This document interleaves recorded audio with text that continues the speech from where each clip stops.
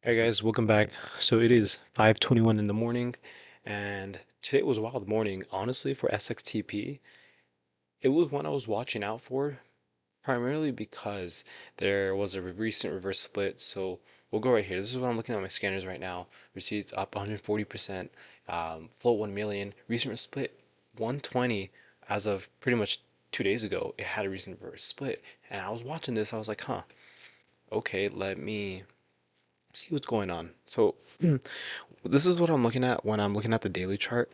I'm trying to map out, okay, where is it at? It was already like over $2 at the time, so I'll show you from the beginning.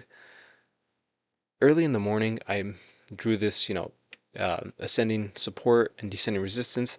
It opened up at like $2 and it broke through this support or resistance right here, and I didn't take any trades on it. Actually, no, I did. I did take a trade at this breakout, but I'm trying to show you guys what I was trying to map out since I saw this moving before I even hopped on. So I was like, okay, let's see where possibilities lie. We could have a break over 273, possibly up to 444. So we have a big room from this top all the way to that top potentially, but the 90 EMA or the 200 EMA is not until 93, so it can go up as high as it wants. Now, you could see based on this 1 minute chart, so I'm gonna just do this. You can see what I have mapped out, and you could see it kind of went parabolic. However, I think I mistraded this. Um, I'm still green. I'm still green on the day, but I think I could have taken half as many trades and profited just like double, at least double. So I'll show you guys my P&L on the screen right here. This is the P&L. So $40 on the day. I only traded SXTP. It was the only thing I could trade. We had NITO, but it is an Israeli stock. It's Tel Aviv. It says US stock when you click on it, but I couldn't trade it, and I found out that was from Israel. So I was like, okay, well, whatever. SXTP, and I should have kept a bit closer watch on it. I think I could have captured this initial breakthrough, but we'll look at my entries one more time. Let me see. I'll show you guys. Just like take a look. Pause. I still did good. Hey, we're maintaining this consistency, but like I said, I gave away half profit. My day today could have been $75, $80. Could have been double what it was today. So we'll hop over the 10-second chart and we'll see what I was looking at. So I'm looking at both simultaneously. So initially, the blue arrows where I take my trade. So I notice they're here at this threshold. We were already breaking that descending resistance. So we did break through. I did take a trade. My first loss was a loss, or my first trade was a loss. I lost about $10. Then I went for another entry for this break up to 290 to over 3, and I kept holding and I took another loss of about $10. So I was actually down $21 on the day. It did dip down, and then as soon as this broke out, I was like, this is it. This is where it's going to happen. And I should have just held. I think I took too many trades in between. Holding from here all the way to there would have profited just as much. It would have been less. I need to cut the fat. I didn't cut the fat as much. I kept, getting in, getting out, and I think that's what hindered my profit for today. So grateful that I'm green, but I'm still seeing that getting in, getting out, sometimes it's going to cost me some profits, and it did. And that's simply because I lost my first two trades and I wasn't feeling that confident. I was like, let me just lock in the profits. So I took initial trade right here at 416 for an entry of 298 to the break of 3. So we broke over 311. I took a trade right there. So as it broke through $3, I got out for 311 right around this candle. So as soon as this candle basically formed, so I took my profit from there. I almost went green. And then the next trade, I noticed right here the high of that morning, or the high of this morning, was actually 328. And I saw that this started to consolidate and it started breaking through. I wanted to make sure that we got that confirmation that this would break through the morning high and not anticipate, because it really could have just went like that. You never know. But level 2 will tell me. And I was mainly looking at the graph. The level 2, I really wasn't looking too much. I was kind of getting like overstimulated. So I was like, I don't know. I was too focused on the graph. Level 2 would have gave me that confirmation. But anyways, um, I saw this breakthrough. I got in at 328, and then I sold at 344 on this candle right here, right before 318. So yep, I took my profit right there. That put me at 20, like $16 of profit, and then I had about $12 of profit. So yeah, I was up 20 on the day. Look, not too bad. So I'll take that. And then actually no, I was not up $20. I was up $7 on the day, and I was like, all right, you just went from red to green. Sorry, I don't know if how that maths out. I mean, I could sit here and do it, but I'm not gonna do that for the sake of the video. All I remember is that at this point in time, I was $7 of profit, and I was like, okay, you just lost $20, you gained $7, and this is where things start to get kind of like, I don't think I should have traded here at all. Maybe the second breakout was okay, but I don't know. I just felt like I started getting desperate. So I took my next entry. It, slowly peaks up to like $4, and I was like, wow, okay, good. If we can hold over $4, that would be really great. So we kind of consolidate from there, and we're starting to pull away.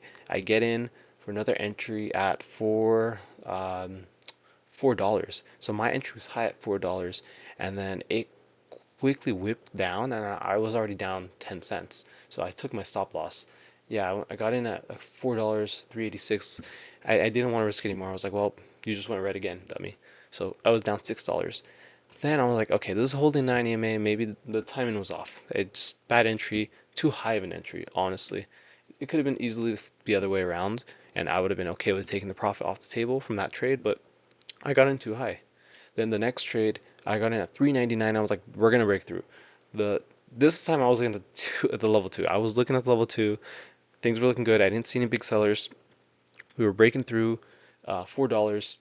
So I got in 399, broke through $4. I got up to 413. Took my profit off the table, and that was about $14 of profit or so. So I was like, okay, good. We're doing good. We got back up to green. So we were down 20, up $7, down $6, and then up $7 again. And I was like, well, okay. And I was just trying to talk to myself. I was like, let me just hone in. Let me just focus. If there's another stock at 5:30, then this was all before 5. All before 5 a.m. This is all before 4:30. So I was really consolidating with myself here, and I was like, but there's gonna be something. There's gonna be a breakout of some sort. It might not be on this one, but it could be on another one. And I didn't trade any of this. I saw this starting to break down, hitting the VWAP, but on the 1 minute, this was still MACD negative. Even as it climbed back up here, the MACD was still negative. And I think right here, around 4, that's when the MACD actually started to turn positive. So we'll go right here on the 1 minute. So yeah, see, before 5 a.m., it was sort of green, and then sold off a little bit, but as soon as 8 a.m. hit, volume rushed in, and I missed that initial breakout. So right here, I saw this. I was like, okay, this rejected. It's starting to fall back below the 20 MA. I'm like, this probably won't work. I was looking at other stocks because it was 5 a.m.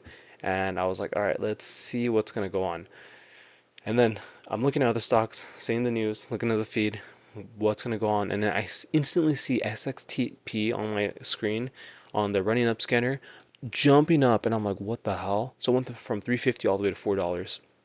I missed that breakout, and I think that was a pretty fast breakout. I think I would have missed it regardless, so that's okay. Then it begins to kind of consolidate, still have support over the 20 MA, bouncing off the 90 MA. And I missed this breakout again as well. I wasn't too sure here because I was like, okay, we have a double top. This is a 10-second chart. The 1 minute chart will look better. But I was like, I don't know about this. And then instantly, we had a big surge of volume rush in. And I was like, okay, this is looking to be really good. So it breaks through, pulls away a little bit, bounces off the 90 MA, and then as soon as this breaks through the previous high, actually not previous high, I noticed we're at 480, 448. This is pretty good. I'm like, okay, 450 break. So I actually get in for another entry at 448. So as this was breaking through, you know, this next candle, it broke through 448. I hold for about 10 seconds, 7 seconds or so, 463, and I took my profit off the table. So $15. I'm like, okay, I'll take it. So that's good. And then I watch it pull away again. And this is where maybe I can be a little bit, I guess, riskier when there's momentum and I'm seeing this bounce off the 90 MA. That is my chance to get in. If the stock is holding strong, obviously if we're in a hot market, I can be safe to be like, okay, I'm gonna buy the dip on the 90 EMA. It might dip a little bit, but from what we're seeing on this momentum, it's gonna surge up, and this would get my entry in a little bit cheaper because on this next breakout, I get in at 506 with an entry of 473. So I got in a little bit high right around here. I hold for about 10 seconds, 20, almost 20 seconds, and it shoots up almost up to like $5. I get out at 5 or 491. So 491 is where I get out for my last trade, and that was it. But right here on these bounces is where I have to be comfortable, and it's hard because you are in that constant fear. You're like, okay, what's gonna happen? And, you're not sure. So there's always fear when buying at the dip, but it needs to be. I need to change that mindset. And same thing with holding. I need to hold these longer, and I'm still working on this. And this week, that has been the lesson, is that if I can hold on these stronger stocks, the trading time or the amount of trades will be less. So it won't require me to just jump in and out constantly. And I think that will cause too much anxiety, at least for me. I think I was just like getting a little bit, I was getting a little bit cautious towards the end. And yeah, this is the 1 minute chart. So this is pretty good. So this was a really good breakout right here, really good breakout. And that's all we traded really. We only traded within this area, and that's what we want. We want to trade in this strong breakout right here, the initial MACD convergence, and well, it broke through $5. It just went through $6. I didn't even see that just now. As I'm going over this, it did break through again, and this is because it did have a recent reverse split. So this is very important. Yeah, it had a recent reverse split, did consolidate, and then another breakout. And I stopped. I was like, you know what? I already traded way too much, and I feel like if I go any further, I'm going to end up, I guess, regretting not walking away sooner. So today I walked away sooner, um, and I stepped up to the plate a little bit, but I didn't want to push it.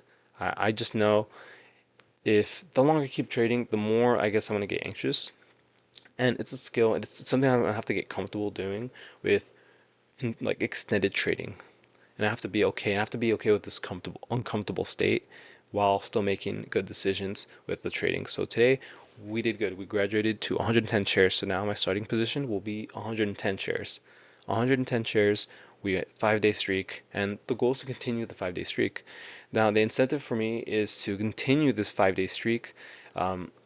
Every single day or every single week, every single month, because that's going to drive my incentive to not only profit consistently, but also scale up in size and give me a reward. So I have to work for that scaling before I even start scaling up. I have to work for it. I need to show the consistency.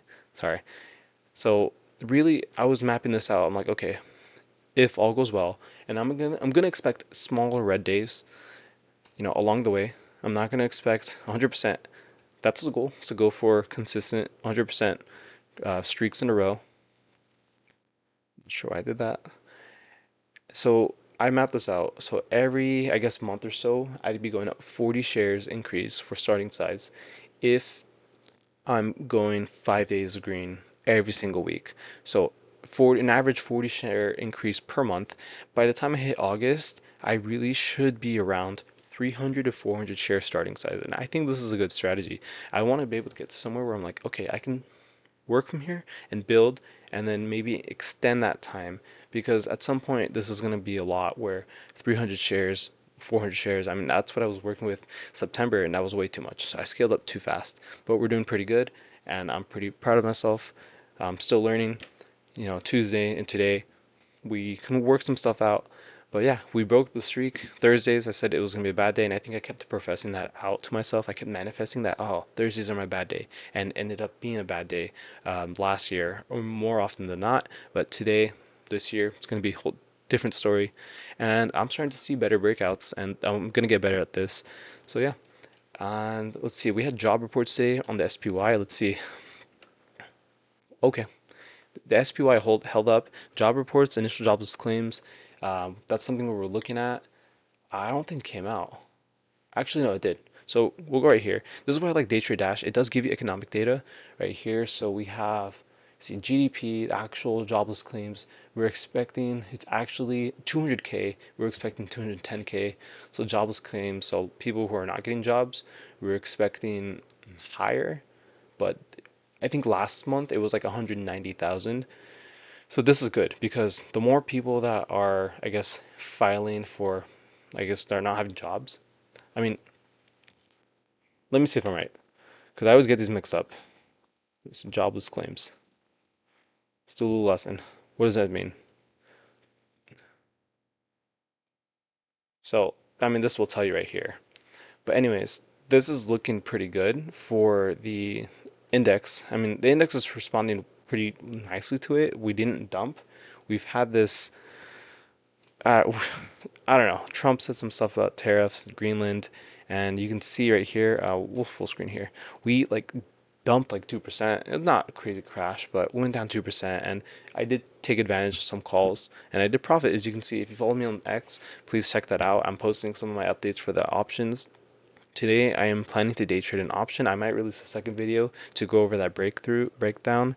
Um, yeah, because options don't start at 6:30, so I probably will do a second video on it. Oh, right here. Sorry. Yeah, so we're slowly filling that gap again. Those gaps will always get filled no matter what. They end up getting filled, and that's a big lesson I think for um, the macro index. Like I don't know what it is. Like gaps end up getting filled. It's like some magnet that just happens to be. But the market's holding up pretty well, so I think we're going to be pretty good. Let me know if you guys enjoyed this. Let me know what you guys traded. I think we most of us should have traded SXTP. There was really anything else to trade. SXTP was the strongest because recent reverse split, and we've been seeing that this whole week, and we could be seeing that for the next couple like weeks until maybe January or February. We will see. All right, guys, take care. Thank you for watching, and have a great day. Peace.